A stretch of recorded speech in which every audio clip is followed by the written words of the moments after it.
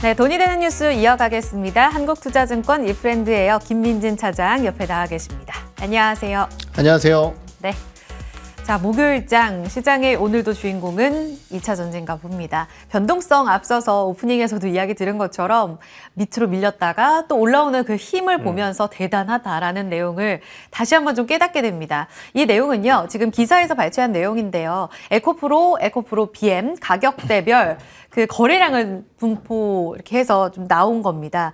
그러니까 수급이 어느 가격대에서 제일 많이 진입됐나라는 부분들을 함께 살펴보고 있거든요. 좀 자세히 볼게요. 먼저 에코프로 같은 경우에는 한 62%가 현재 기업 가치, 그 당시에 증권사에서 목표가로 잡았던 가격대보다도 좀 더 싸게 산 것으로 확인이 됐습니다.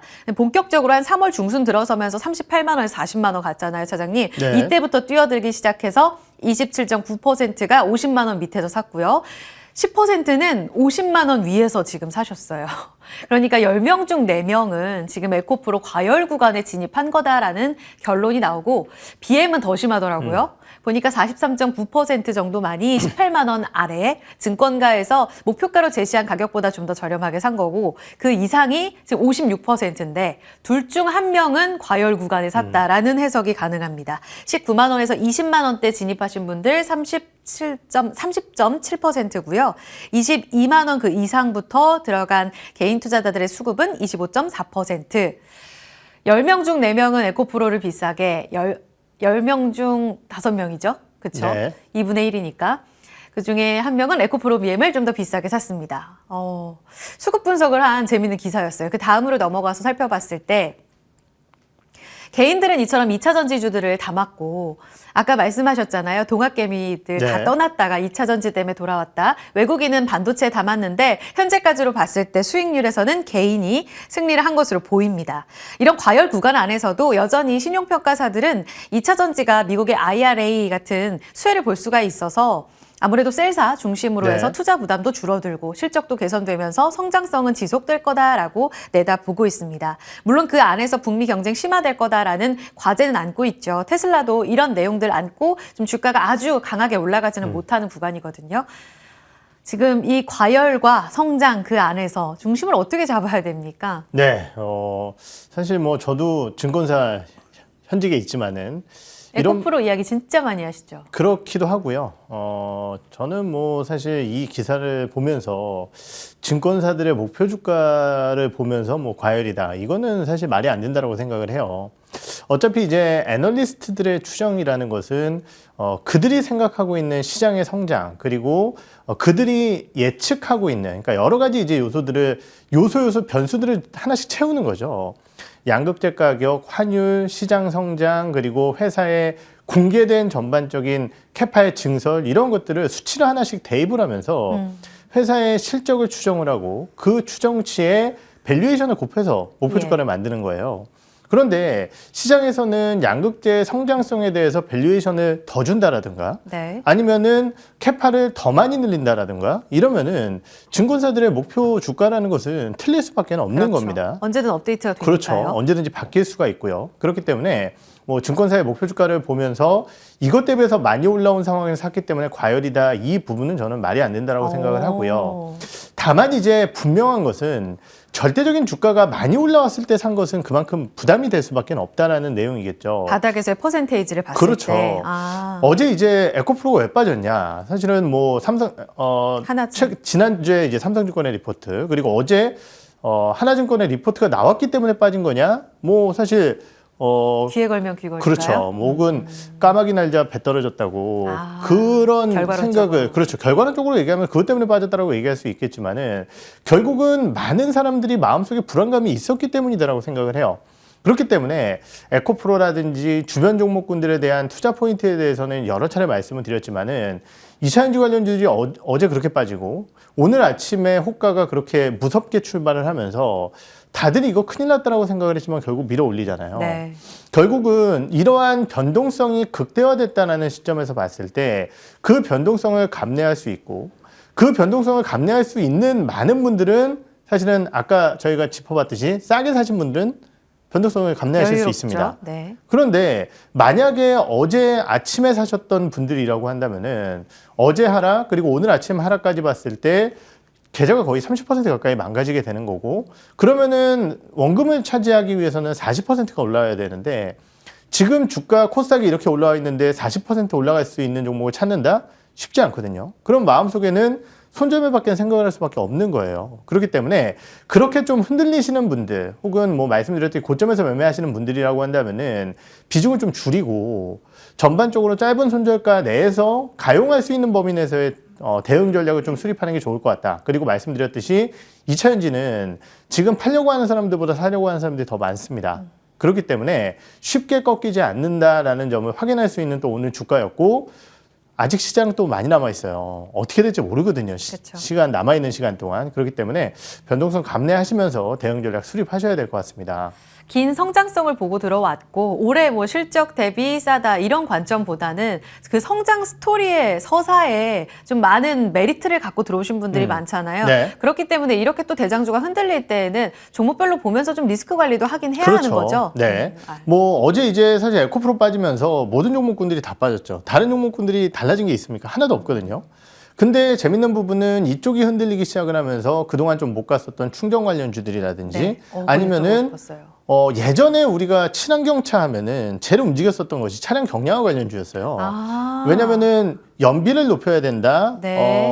같은 충전에 더 오래 가야 된다. 그러기 위해서 무게를 줄여야 된다. 네. 이것과 연결됐기 때문에 차량 경량화도 좋았었는데 사실은 그러한 이슈들이 2차전지가 혹은 친환경차가 끝났다라고 한다면은 그 종목군들이 안 움직여야죠. 네. 그렇기 때문에 지금 시장 내에서는 말씀드렸듯이 뭐 장기 성장 스토리, 단기적인 실적 이런 것들이 아니라 그냥 주가, 절대적인 주가에 따른 개인들의 심리적인 부분, 이러한 부분들이 주가를 더 크게 움직이는 거다라고 이해를 하시는 것이 좋으실 것 같습니다. 그러면 그 충전소 쪽 여쭤보고 싶었어요. 네. 경량화 쪽에서는 또 모트렉스도 있고 네. 안 갔던 종목들이 정말 움직이는 모습이 오늘 원익 PN이 디스플레이 때 움직임이 나오더라고요. 네. 결국은 이들 종목들도 에코프로의 생명이 달려 있는 것인지 이걸 보면서 지금 대응을 하는 게 맞는 것인지 또 다른 밸류체인이 내일은 또 나올 수도 있는 거잖아요. 그렇죠. 이 흐름에 대한 추가 전략도 궁금해요. 일단 충전소요. 결국은 1차적인 키 맞추기는 상당 부분 들어갔다라고 평가를 하고 있고요. 결국은 이제 에코프로가 힘을 내면은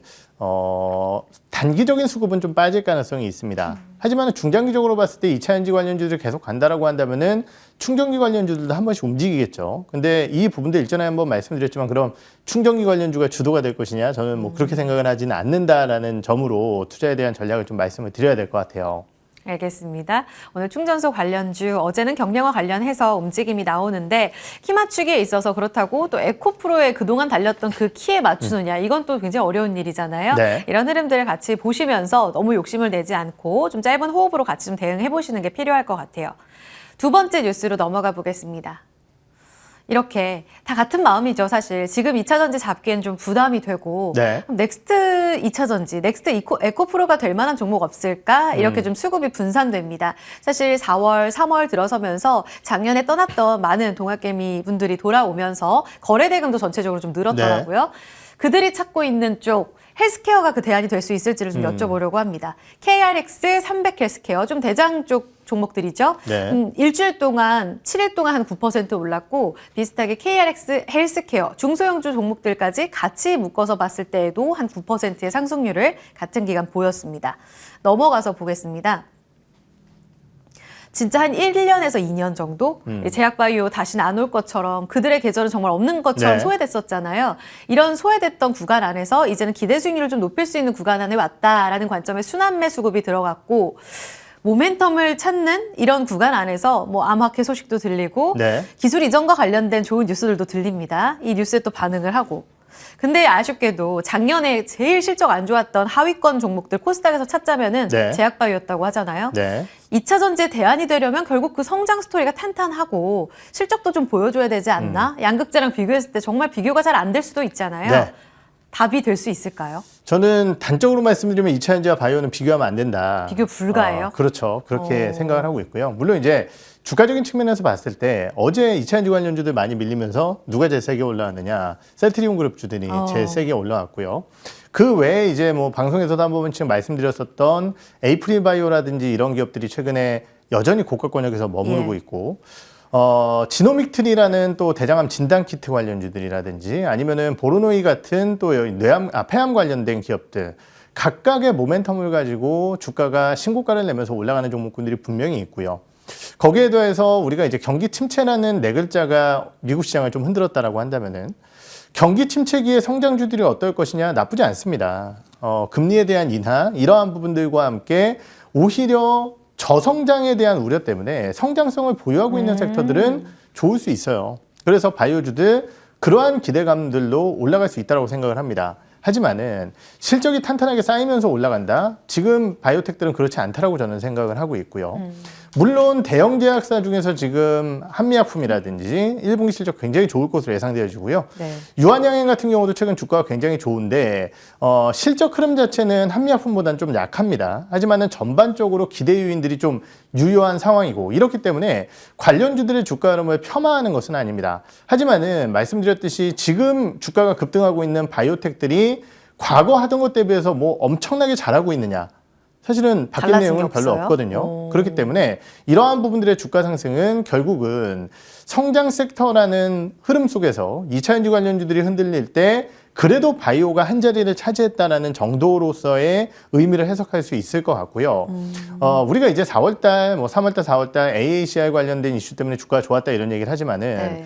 과거 데이터를 살펴보게 되면은 바이오주들이 또 5월달, 6월달에는 그렇게 좋지는 못했었거든요. 그렇기 때문에 이러한 데이터를 살펴봤을 때도 우리가 바이오 섹터들 전반적으로 간다 이러한 부분들보다는 2차 전지 관련주들이 쉴 때 약간의 대안으로서의 주가 흐름을 좀 보유하시고 그리고 아까 말씀드렸던 몇몇의 개별주 같은 경우는 사실 제가 말씀을 드렸지만 저보다 훨씬 더 1년, 2년 보유하신 분들은 저보다 내용 훨씬 더 잘하실 거예요. 그렇기 때문에 관련된 기업들의 뭐 임상 관련된 이슈라든지 아니면은 효능에 대한 분석이라든지 이런 것들 잘 보시면서 대응 전략을 수립하시면 좋으실 것 같습니다. 그러면 종목을 선별하자라는 답을 주신 거잖아요. 네. 그 종목을 선별할 때에는 성장 스토리 있는 이거 정말 임상 잘 나올 것 같습니다 보다는 지금 현금으로 벌고 있는 쪽이 낫다는 말씀인 거예요? 아니요. 바이오텍 같은 경우도 뭐 개별적인 요소가 있지만은 말씀드렸듯이 저는 그 내용까지는 이제 잘 모르겠고 첫째. 두 번째는 이제 고금리 상황이 지속됐을 때 바이오텍에 대한 부담감도 있습니다. 그래서 바이오텍 내에서는 현금을 좀 많이 가지고 오랫동안 임상할 수 있는 기업들을 보는 게 좋다라고 생각을 하고 있고요. 다만 이제 저는 뭐 그러한 개별적인 종목군들 워낙 많은 상황이기 때문에 그쪽보다는 최근에 많이 소외받았던 삼성바이오로직스를 한번 짚어보자 이런 말씀을 드리고 싶어요. 삼성바이오로직스가 못 간 이유는 있습니다. 1분기 실적이 부진할 것으로 예상이 되고 있어요. 네. 지금 이제 배치가 매출로 연결되는 시간이 있는데 그게 이제 좀 길어지면서 네. 1분기 실적은 좀 안 좋을 것으로 예상되어지고 있는데요. 2분기 이후 3분기, 4분기까지는 이러한 부분들이 반영될 것으로 예상을 하고 있고요. 결국은 이제 안정적인 실적과 함께 회사가 굉장히 공격적인 투자를 하고 있는데 CMO, CDMO 이런 사업들은 뒷단에 놓여져 있는 전방 고객사의 요청이라든지 어느 정도 확실한 캐파가 아니라고 한다면은 그렇게 공격적으로 증설을 할 수가 없습니다. 그렇기 때문에 삼성바이오로직스 현재 주가가 좀 너무 못 갔고 중기적인 부분으로서의 성장 기대감이 유효하다라는 측면에서 한번 관심 있게 보시면 좋으실 것 같습니다. 대장주가 길을 못 펴니다. 이런 측면에서 소외받았던 쪽에서의 기회를 찾아보자. 바이오 정리해드렸고요. 마지막 뉴스 보겠습니다. 네, 저 BTS 되게 좋아하거든요. 아, 그래요? 아미입니다. 근데 지민 노래가 24일 발매가 됐는데 너무 뿌듯해요. 지금 빌보드 핫백 차트에 네. 다이너마이트도 최초였잖아요. 한국 네. 가수로. 지민 한국 솔로 가수로 또 최초. 이 내용이 나오면서 SM 전의 전쟁 때 좀 소외를 받았던 하이브가 오히려 4월 들어서면서 굉장히 두 자릿수의 상승률을 나타내면서 굉장히 잘 가고 있습니다. 네. 그리고 그때 다 같이 올랐었던 엔터 관련 종목들도 사실 이 M&A 이후에 좀 소강 상태였었잖아요. 그렇죠. 다시 오늘 가더라고요. 네. 중국 쪽에서도 개방하면서 콘서트 재개한다고 해요. 블랙핑크의 월드 투어 계기하고 있고 2분기에는 뭐 GD도 컴백한다고 하고 합산 앨범 판매량이 폭발할 거다. 네. 오늘 잘 가는 이유라고 하는데 살짝 윗꼬리가 달려서 아쉽습니다. 네. 건재한 거 맞죠? 엔터주도 상당히 놀랍습니다. 저는 이렇게까지 성장을 할까라고 생각을 했었는데 최근 발표되는 데이터들이 정말 예상보다 너무 좋게 나오는 것 같고요. 앨범 판매량 중심으로 보세요? 그렇죠. 네. 우선 이런 부분들을 좀 말씀을 드리고 싶어요. SM 관련된 이슈가 나왔을 때 엔터사들이 다 주가가 빠졌는데 이유는 SM이 끌어올린 밸류에이션에 대한 정상화라고 좀 보는 게 맞을 것 같습니다. 수급적인 요인들이 좀 흔들리면서 주가가 좀 빠졌었다라고 한다면은 결국은 이제 그러한 이슈들이 종료되고 그럼에도 불구하고 엔터사들의 성장세는 유지되고 있다라는 부분일 것 같고 지금 뭐 이러한 개별적인 빌보드 1위 뉴스 이런 것들이 있지만은 저는 개인적으로 굉장히 놀란 게요. 이번 이제 르세라핌이라는 가수가 네, 좋아하세요? 이제 뭐 그렇게 저는 뭐 개인적인 호불호는 그렇게 있지는 않은데 제가 깜짝 놀란 게 100만 장 네. 돌파를 했어요. 와. 그런데 이제 제가 놀란 부분은 뭐냐면은 우리가 엔터사들의 밸류에이션 혹은 실적 추정을 할 때 한 2, 3년 전만 하더라도요. 남자 아이돌이 안 되면 안 돼. 있었죠. 블랙핑크 빼곤 남자 아이돌이 아니면 안 돼. 여자분들이 지갑을 여니까. 그렇죠. 왜냐면은 앨범 판매량부터 해서 팬들의 화력이라든지 이런 것들이 차원이 달랐었습니다. 그런데 최근 나오고 있는 주요 걸그룹 아티스트들의 앨범 판매량을 보면은 어느 정도 자리를 잡았다라고 하는 우리가 뭐 1군이나 이렇게 표현을 하는 그런 네. 아티스트를 보면은 거의 다 100만 장 네네. 우습게 넘기고 있어요. 이것은 국내뿐만이 아니라 네. 해외 쪽까지도 연결될 수 있다라고 판단을 하고 있고 그 부분을 봤을 때 엔터사들의 기대 요인은 계속적으로 이어지지 않을까 이렇게 생각을 하고 있습니다. 네. 근거 없는 상승이 아니었네요. 엔터주들의 퍼포먼스 앞으로도 좀 더 기대해 봐야겠습니다. 네, 여기까지 이야기 들어볼게요. 한국투자증권 이프렌드예요. 김민진 차장과 함께했습니다. 고맙습니다, 차장님. 네.